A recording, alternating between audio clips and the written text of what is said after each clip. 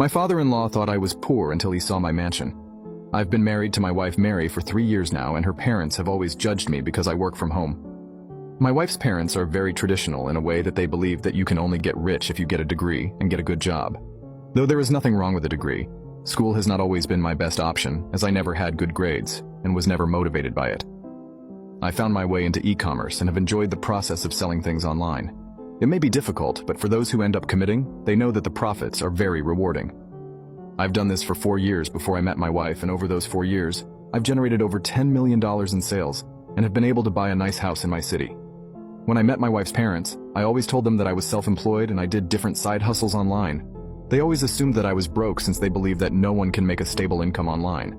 I never bothered to correct them, as I didn't care if they thought I was rich or not. It wasn't until a family gathering at her parents' house, when we were deciding whose house we were going to for our Christmas gathering. My wife decided to tell everyone that we should host the gathering, but her parents were not a fan of the idea. They told her that our house was not big enough for all 4 families that were going to visit and assumed that our house was small. They suggested my sister-in-law's house, which had 3 bedrooms and 2,500 square feet of space. For context, the house we live in is 6,500 square feet with 5 bedrooms and 4 baths. But of course they don't know that. They ended up talking about how nice my sister-in-law's house was and how they were able to afford it because of her husband's job as a real estate agent. Then they looked at me and said, "So are you still doing those silly side hustles?"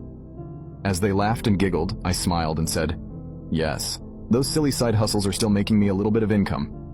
They continued to talk me down, saying how I should find another profession to make a living because I don't make enough, and that maybe if I found another job, I could get a house like my sister-in-law's.